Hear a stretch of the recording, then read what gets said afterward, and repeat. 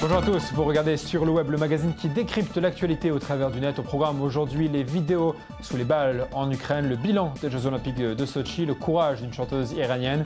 Et nous nous quitterons avec des reprises musicales. C'est parti.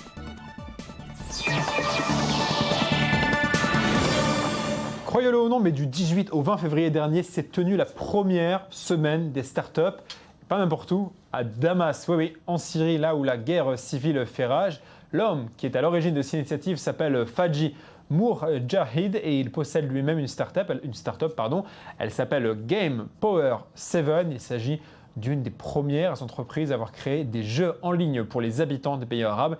En tout, l'entreprise affirme avoir 5000 utilisateurs. Alors c'est vrai, hein, la guerre civile en Syrie continue bien entendu, mais Faji est persuadé que le futur de son entreprise Game Power 7 sera radieux. Et c'est évidemment tout le bonheur qu'on lui souhaite à lui, évidemment, et au reste de la ville de Damas. En Ukraine, on voit enfin le bout du tunnel. La révolution semble avoir porté ses fruits. L'heure à présent est aux interrogations quant à l'avenir du pays, mais aussi au bilan. Bilan des victimes, bien entendu. Je vous rappelle que plus de 100 personnes ont perdu la vie dans les combats en Ukraine. Un photographe français a publié sur Internet il y a quelques jours des vidéos qui témoignent de l'horreur vécue sur place par les manifestants. Il s'appelle Jérôme Cessini. Ses reportages s'appellent « Sous les balles des snipers à Kiev ». D'après le photographe, les manifestants sont restés pendant des heures entières sous les tirs des snipers d'élite du président Yanukovych, qui aura finalement été déchu, hein, vous le savez. On regarde un extrait du reportage. Nous avons sélectionné les passages les moins choquants. Тяніть, пацани, раненого треба добирати. Не переживай. А потім буде фотографувати. Потім буде фотографувати. Ім. От ще не забирайте раненого. Хлопці, зі щитами. Раненого треба забрати, але нести. Ще двох. Хлопці, є шанс хлопця вижити. Пригнули. Де він? Справа сюди, де?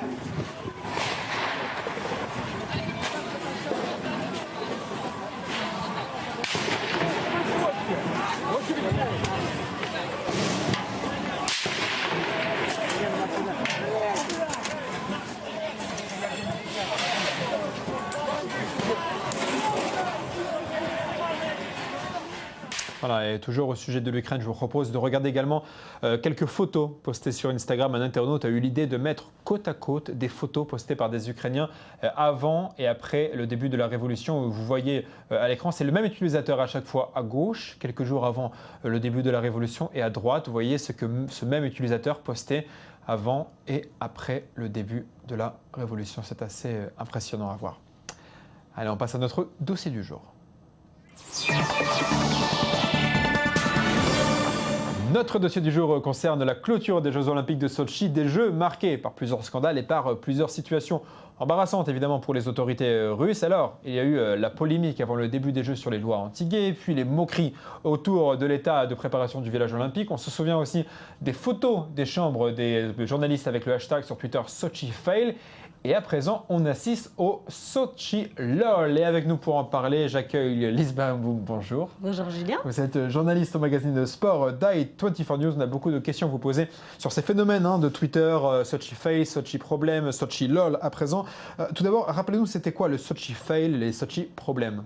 Alors, c'est des hashtags qui ont été créés spécialement par des journalistes et des utilisateurs de Twitter pour raconter tous les petits problèmes logistiques qu'il y a eu à Sochi, ce qui a beaucoup embêté les Russes forcément. Oui, il y a eu beaucoup d'exemples. Donc on peut citer évidemment les chambres pas préparées, les caméras dans les douches, l'eau du robinet qui sortait jaune, etc. etc. Est-ce que ces hashtags révèlent vraiment d'un mépris de la part des journalistes et des internautes envers la Russie, ou est-ce qu'elles étaient justifiées ? Alors, je ne pense pas que les journalistes ont fait ça avec mépris. C'était plutôt une façon de s'amuser de tous ces problèmes logistiques. Parce qu'il faut savoir qu'il y avait beaucoup de pression avant ces Jeux. Vladimir Poutine nous avait promis les plus grands Jeux de l'histoire de l'Olympisme. Et on a eu des petites déceptions. On peut rappeler le prix, 40 milliards d'euros pour ces Jeux Olympiques, qui sont les plus chers Jeux d'hiver, qui coûtent plus cher même que tous les autres Jeux d'hiver. Et deuxième JO le plus cher de toute l'histoire, avec les Jeux d'été y compris. Oui, donc 40 milliards d'euros, c'est énorme. On s'attendait à des installations quand même de très haute qualité. Et puis les journalistes arrivent, effectivement. effectivement, c'est ce que vous décrivez, des tringles à rideaux qui sont par terre, pas d'internet, pas de chauffage, pas de téléphone. Bon, il a quand même fait sortir une station de ski de terre, hein, donc c'était un gros investissement. Et puis il y a eu des problèmes aussi au niveau du climat, la température trop élevée, pas de neige, tout ça. On rappelle 10 jours de neige par an à Sochi. Oui, oui. Donc, puis il faisait 12 degrés, donc c'était quand même pour du ski. Oui, ça va. Il y a beaucoup de villes dans le monde qui aimeraient bien avoir 12 degrés voilà. En hiver. un mot sur la note. Donc on le disait, 40 milliards d'euros. Est-ce que ces frais sont justifiés ? C'est justifié. De toute façon, organiser des Jeux Olympiques, c'est très très cher. Et là, en l'occurrence, il n'a pas choisi la facilité. Poutine, il a décidé d'installer un village olympique dans une station balnéaire, donc de créer des remontées mécaniques, des pistes de patinage, un centre de presse, des hôtels, tout ça dans un endroit où il y avait 400 000 habitants et c'était une ville un peu endormie. Donc effectivement, ça coûte très cher. Donc c'est justifié. Bon, après, on sait qu'il y a eu de la corruption. On sait que beaucoup d'amis de Poutine ont remporté les appels d'offres et que parfois, ils ont pris une partie du budget et puis qu'ils sont partis avec la caisse et qu'ils n'ont pas terminé les chantiers. Donc il y a de l'argent qui s'est quand même volatilisé. C'est un peu ça le problème. Beaucoup d'affaires de ce style, beaucoup d'exemples. On ne va pas évidemment tous les citer parce que là n'est pas la question, mais c'est vrai que la corruption était très importante à Sochi. Autre critique, Lise, c'était la question des violations des droits de l'homme en Russie.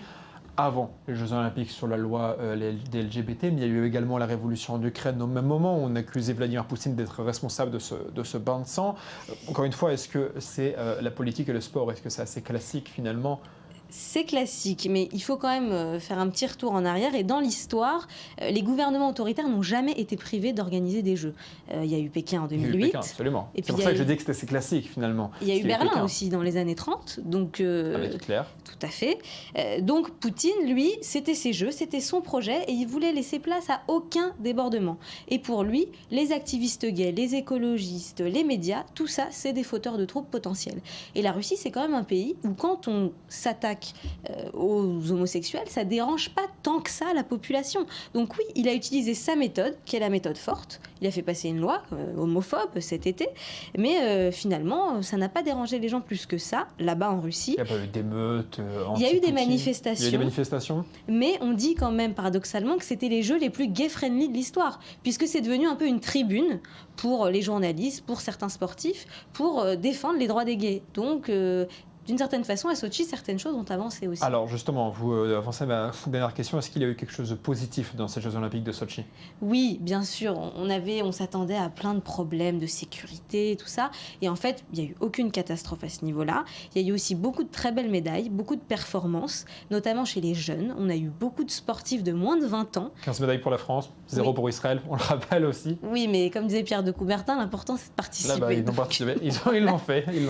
Et puis, on a eu des performances incroyables. Les Pays-Bas qui ont raflé presque toutes les médailles en patinage de vitesse. De nouveaux sports comme le snowboard qui sont devenus des sports olympiques. Donc, certaines choses ont bougé et ont avancé à Sochi. Bon, maintenant, place aux Jeux paralympiques. Alors, on suivra également ces Jeux qui sont pas moins importants, ne l'oublions pas, même si on en parle beaucoup moins dans les médias. Merci beaucoup, Lise Berenbaum. Je rappelle que vous êtes journaliste au sein du magazine Sport et d'Act24 News, présenté par Valérie Pérez tous les jours sur notre antenne. On parle à présent d'un tout autre sujet. Le 1er janvier dernier, la Chine, Cuba, la Russie et l'Arabie Saoudite, ces pays connus pour leur démocratie et le respect des droits de l'homme, je plaisante évidemment, ces pays ont été élus pour siéger au Conseil des droits de l'homme de l'ONU, rien que ça. Une situation évidemment que dénoncent plusieurs ONG comme UN Watch qui analyse les activités des Nations Unies. Elle a lancé une pétition en ligne pour demander le retrait de ces pays du Conseil des droits de l'homme. Près de 10 000 internautes ont déjà signé et si vous n'êtes toujours pas convaincu du bien fondé de leur pétition, ils ont aussi publié une vidéo. China insists that Tibet must never break away from Chinese rule. This is how it proves its point.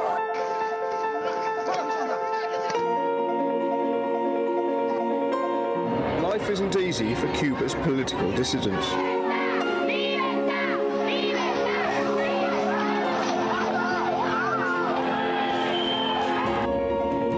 Russia's new law means that all public demonstrations by sexual minorities are now illegal.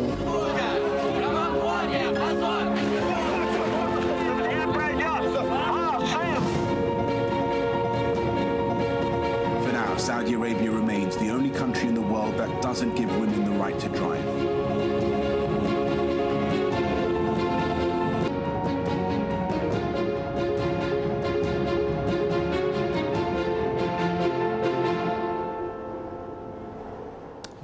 dictature juge désormais le monde sur la question du respect des droits de l'homme, pourquoi pas.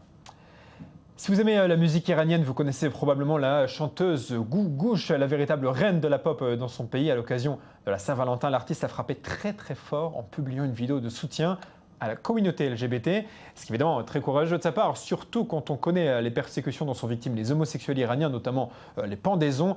Alors la chanson de Gougoush raconte une romance compliquée, des disputes, le rejet de la famille qui n'accepte pas le couple.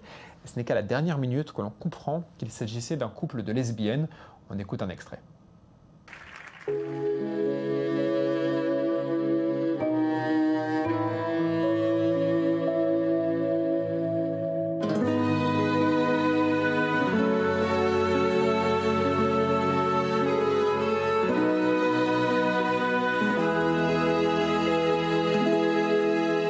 از این بیراهه تردید از این بنبست میترسم من از حسی که بین ما هنوزم هست میترسم ته این راه روشن نیست منم مثل تو میدونم نگو باید برید از عشق نمیتونی نمیتونم نمیتونیم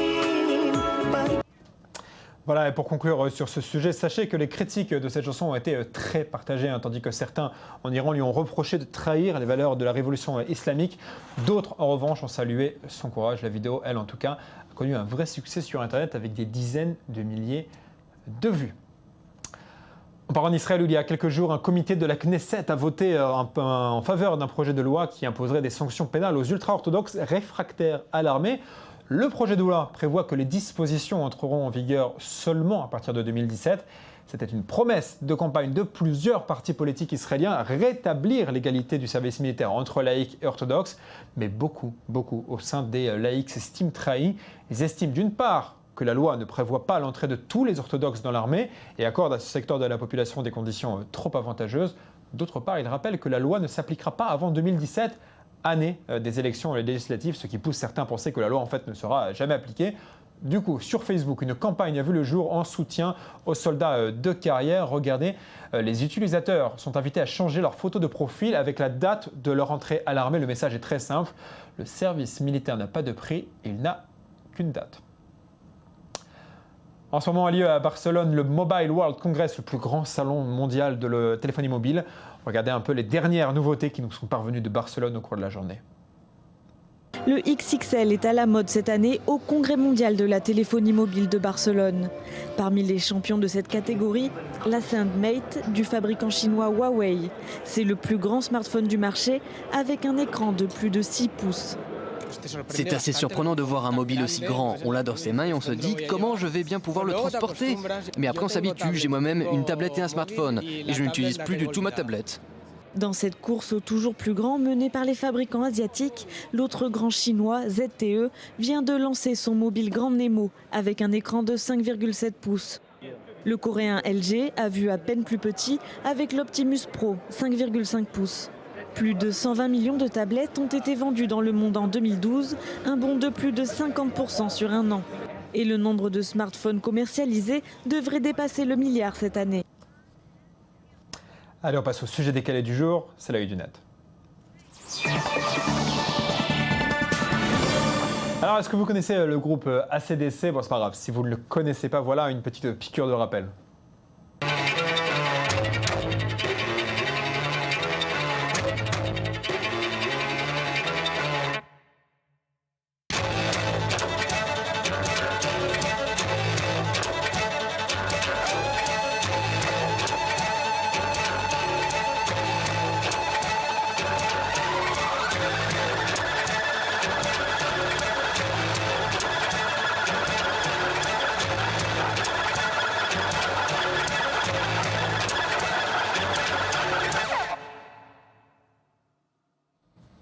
Alors les fans du groupe ont évidemment compris, il ne s'agit pas de la version originale mais d'une version piano. Et franchement, on a beaucoup aimé cette reprise. Et puisqu'on est dans le registre des reprises, on reste dans le même domaine cette fois. Je pense que vous connaissez vraiment tous le tube disco Rasputin. En revanche, je ne suis pas certain que vous soyez tous capables de danser comme ces internautes.